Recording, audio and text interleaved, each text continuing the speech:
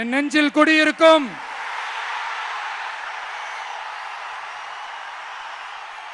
கொங்கு மண்டல தங்கங்களே,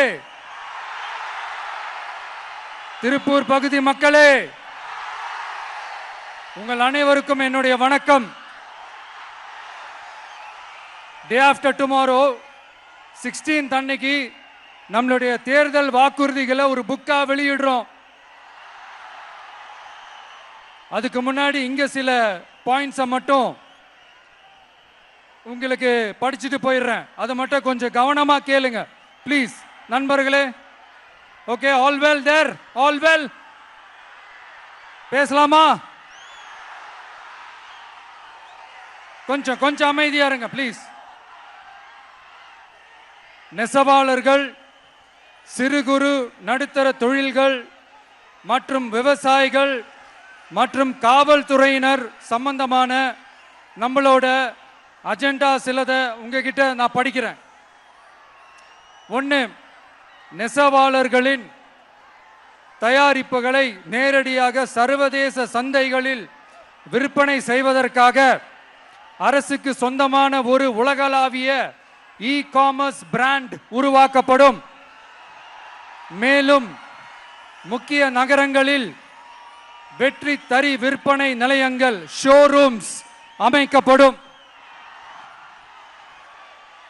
இரண்டாவது, நிலையற்ற நூல் விலை மற்றும் மின்சார நெருக்கடி சுமையை பகிர்ந்து கொள்ள கைத்தறி மற்றும் விசைத்தறி வைத்திருக்கும் ஒவ்வொரு நெசவாளர் குடும்பத்திற்கும் ஆண்டுக்கு 30,000 ரூபாய் வங்கி மூலம் நேரடியாக நமது டிவிக்கு அரசு வழங்கும். மூணாவது, கைத்தறிகளுக்கான இலவச மின்சாரம் 500 யூனிட்டுகளாகவும் விசைத்தறிகளுக்கான இலவச மின்சாரம் 1500 யூனிட்டுகளாகவும் உயர்த்தப்படும். அடுத்தது, நெசவாளர்களின் உற்பத்தி செலவுகளை குறைப்பதற்காக அவர்கள் வழங்கும் நூல், சாயங்கள் மற்றும் ரசாயனங்களுக்கு நமது டிவிக்கு அரசால் 50% மானியம் வழங்கப்படும். அடுத்தது, நமது டிவிக்கு அரசில் அனைத்து நெசவாளர்களுக்கும் ரூபாய் 10 லட்சம் ஆயுள் காப்பீடு வழங்கப்படும். மேலும் நெசவாளர்களின் முதியோர் ஓய்வூதியம் மாதம் 3000 ரூபாயாக உயர்த்தப்படும். குறு சிறு மற்றும் நடுத்தர தொழில்களின் வளர்ச்சி, லட்சக்கணக்கான வேலை வாய்ப்புகளை உருவாக்குற துறையில ஒண்ணுதான் இந்த MSMEs. இந்தியாவிலேயே அதிகமான MSMEs இருக்கிற மாநிலங்கள்ல நம்ம தமிழ்நாடும் ஒண்ணு. ஆனா இப்படிப்பட்ட இந்த பெருமைக்கு இன்னும் மிக பெருமை சேர்த்தது யார் தெரியுமா? இந்தியாவிலேயே அதிகமான MSME நிறுவனங்கள் மூடப்பட்டதுல தமிழ்நாடு தான் 2வது மாநிலம். இந்த பெருமையை உண்டாக்குனது தான் திமுக ஆட்சியோட மிகப்பெரிய சாதனை. இப்போ இந்த குறு சிறு மற்றும் நடுத்தர தொழில்களோட வளர்ச்சிக்காக நம்ம டிவிக்கு அரசு என்னெல்லாம் செய்யும்னு கொஞ்சம் பார்க்கலாம். முதல்ல, நெருக்கடியில் உள்ள குறு சிறு மற்றும் நடுத்தர நிறுவனங்களுக்கு உதவுவதற்காக ரூபாய் 15,000 கோடி ஸ்டேட் கிரெடிட் கேரண்டி ஃபண்ட் உருவாக்கப்படும். இரண்டாவது, குறு சிறு மற்றும் நடுத்தர நிறுவனங்கள் மூடப்படுவதற்கான மிகப்பெரிய காரணங்களில் ஒன்று 400% மேல உயர்ந்துள்ள பீக் ஹவர்ஸ் மின் கட்டணம். இது குறிப்பாக ஜவுளி துறையில் உள்ள குறு சிறு மற்றும் நடுத்தர நிறுவனங்களை பாதித்துள்ளது. டிவிக்கு குறு சிறு மற்றும் நடுத்தர நிறுவனங்களுக்கான MSMEs இந்த பீக் ஹவர்ஸ் மின் கட்டணத்தை நமது டிவிக்கு அரசு நிறுத்தி வைக்கும். அடுத்தது, விரிவான ஆய்வுக்கு பிறகே மின் கட்டணத்தை முறைப்படுத்தும். மேலும் குறு சிறு மற்றும் நடுத்தர நிறுவனங்கள் அடுத்து வரும் 5 ஆண்டுகளுக்கு 100% மின்சார வரி விலக்கை பெறும். அடுத்தது, குறு சிறு மற்றும் நடுத்தர நிறுவனங்கள் உலகளவில் போட்டி போடுவதை உறுதி செய்வதற்காக அவற்றை நவீனமயமாக்க ஒரு யூனிட்டுக்கு ரூபாய் 50 லட்சம் வரை என்ற அளவில் 35% நேரடி மூலதன மானியத்தை நமது டிவிகே அரசு வழங்கும்.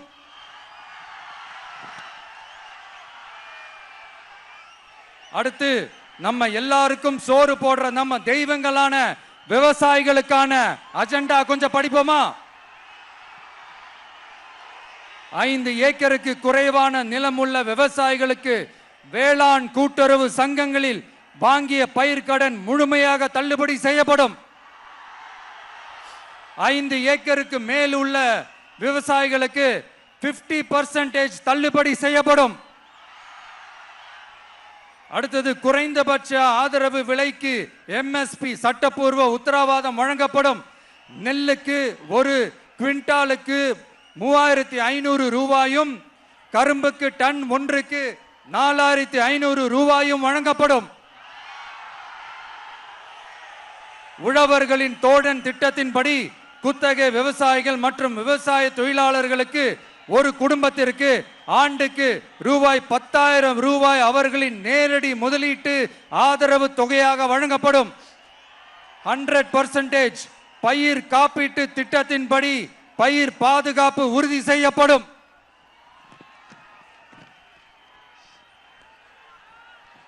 கடைசியாக நமது அரசு ஊழியர்கள் நலன். அரசு ஊழியர்களின் நலனுக்காக பழைய ஓய்வூதிய திட்டம் மீண்டும் வழங்குவது குறித்து நமது டிவிகே அரசு கனிவுடன் பரிசீலித்து மதிப்பீடு செய்யும். அடுத்தது 5 அல்லது அதற்கு மேற்பட்ட ஆண்டுகள் தொடர்ச்சியாக அரசு பணியை நிறைவு செய்துள்ள அனைத்து தற்காலிக ஆசிரியர்கள், செவிலியர்கள் மற்றும் எழுத்தர் பணியாளர்களை நமது டிவிகே அரசு பணி நிரந்தரம் செய்யும். 3வது, பதவி உயர்வுக்கு பணம் பெறும் கலாச்சாரத்தை நமது டிவிகே அரசு முடிவுக்கு கொண்டு வரும். அனைத்து அரசு ஊழியர்களின் இடமாற்றங்களும் வெளிப்படையான மற்றும் கால வரையறைக்கு உட்பட்ட முறையில் நடைமுறைப்படுத்தப்படும்.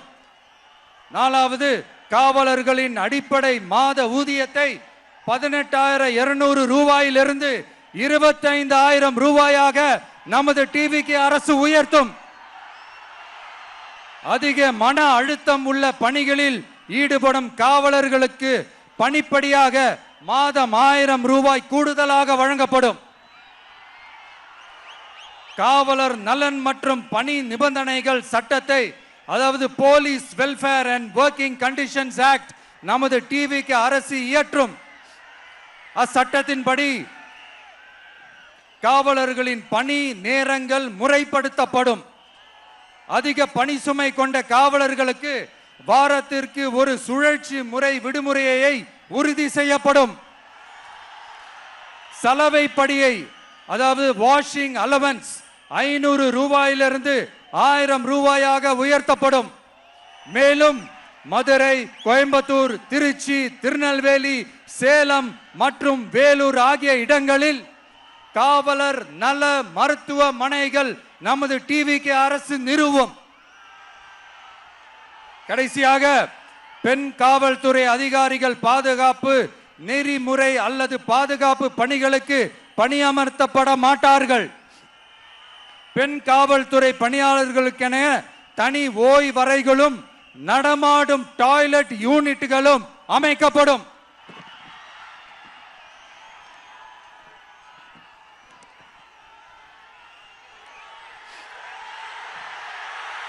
நீங்க எல்லாரும் இந்த விஜய 100% நம்பலாம். நான் உங்களுக்காக மட்டும்தான் வந்திருக்கிறேன். உங்களுக்காக நன்றி கடன் செலுத்துறதுக்காக மட்டும்தான் வந்திருக்கிறேன். போய் வாக்குறுதிகள் கொடுத்து நான் உங்களை ஏமாத்த மாட்டேன்.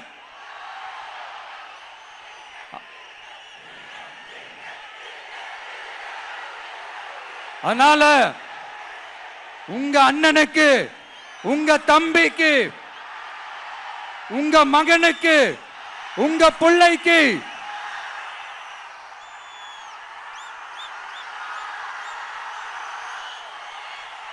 ஒரே ஒரு வாய்ப்பு கொடுங்க.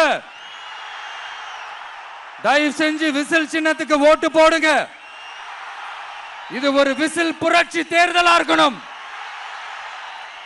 கான்பிடென்டா இருங்க. நல்லதே நடக்கும். வெற்றி நிச்சயம், வெற்றி நிச்சயம், வெற்றி நிச்சயம்.